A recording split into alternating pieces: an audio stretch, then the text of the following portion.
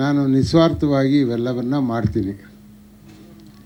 ಈ ತುರ್ರ ಅನ್ನೋದು ಪೂರ್ತಿ ಫೈನಲ್ ಆಗಿರಲಿಲ್ಲ. ಅದೇನೋ ಮ್ಯೂಸಿಕ್ಕು ಲಿರಿಕ್ಸು ನನಗಿಷ್ಟ ಆಯಿತು. ಬಟ್ರೆ ಇದನ್ನೇನೋ ಹಂಗೆ ಮಾಡಿರಿ, ಹೆಂಗಿದೆಯೋ ಹಂಗೆ ಮಾಡಿರಿ ಅಂತ, ಇಲ್ಲಣ್ಣ ಅದು ನೋಡೋಣ ಅದು ಇದು ಅಂತ ಹೇಳಿ ನನಗನ್ನಿಸ್ತದೆ 1.5 ತಿಂಗಳು ಎಳೆದಿದ್ದಾರೆ.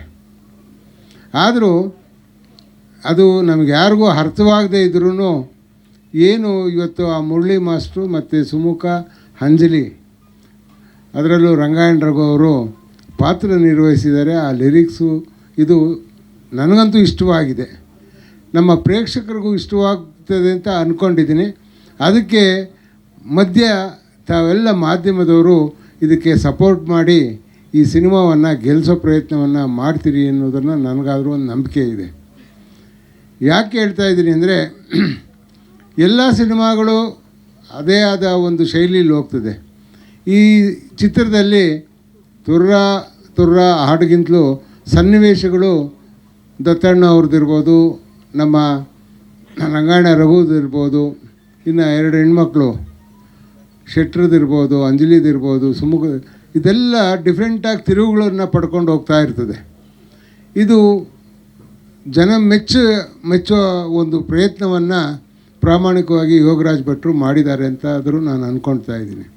ಇನ್ನು ಕ್ಯಾಮ್ರಾ ವರ್ಕು ಸುರೇಶ್ ಅವರು ಸಂತೋಷ್ ಸಹ ತುಂಬ ಪ್ರಾಮಾಣಿಕವಾಗಿ ಅವರು ಇದು ಬೇಕೇ ಬೇಕು, ಇದು ಹಿಂಗೆ ಇರಬೇಕು, ಅದು ಹಂಗೆ ಇರಬೇಕು ಅಂತೇಳಿ ಮಾಡಿಸಿದ್ದಾರೆ. ಅದರಲ್ಲಿ ಯಾರು ಹೆಚ್ಚು ಕಮ್ಮಿ ಅನ್ನೋಂಗಿಲ್ಲ. ಅದರಲ್ಲೂ ಹರಿಕೃಷ್ಣ ಅವ್ರನ್ನಂತೂ ನಾನು ಪ್ರಾಣ ತಿಂದುಬಿಟ್ಟಿದ್ದೀನಿ. ಇನ್ನೂ ನೀವು ಅದು ಮಾಡಲಿಲ್ವ, ಇದು ಮಾಡಲಿಲ್ಲ. ಭಟ್ರಂತೂ ಅವ್ರಿಗೆ ಸುಮಾರು ಈ ಸಿನಿಮಾದಲ್ಲಿ ಬರೋದು ಕೇವಲ 4 ಮುಖ್ಯ ಹಾಡುಗಳು, 3 ಹಿನ್ನೆಲೆ ಹಾಡುಗಳು.